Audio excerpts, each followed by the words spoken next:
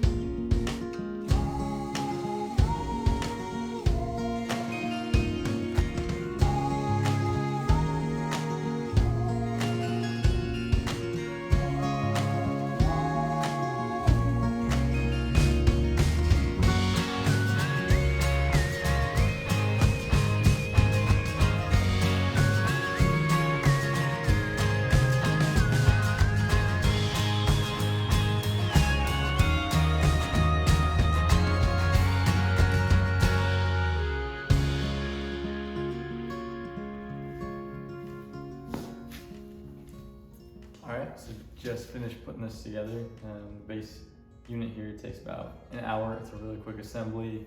Hour and a half if you're like me and don't follow the instructions and put this piece on upside down. So you're gonna wanna make sure and put the tabs on the top, save you a little bit of time, but it wasn't too hard to take off and put back on. The other thing I'll say is that these little screws that are on the shaft on the back side, connected to the motor, those are very easy to strip out. So I was a little bummed that I stripped one of them, and it doesn't say it in the instruction manual, but it did come with 2 extras. So happy there. So I'm gonna replace that one that I stripped out. Probably have to do it with some vice grip or something. Stripped out surprisingly easily. I was trying to be careful with it as well. But other than that, finish looks good. Construction, pretty good.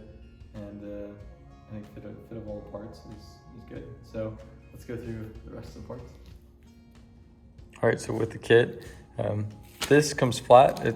It's kind of designed so you can bend it as a wire organizer or like a tray that's gonna go on underneath the tabletop that we're gonna put on it. Looks like some more cable organizer zip ties that adhere to the bottom. Some brackets, not sure yet what they're for. Again, the instructions usually don't have much problem with these, but not as clear even in the diagrams. But it is simple overall, I guess what we're building here.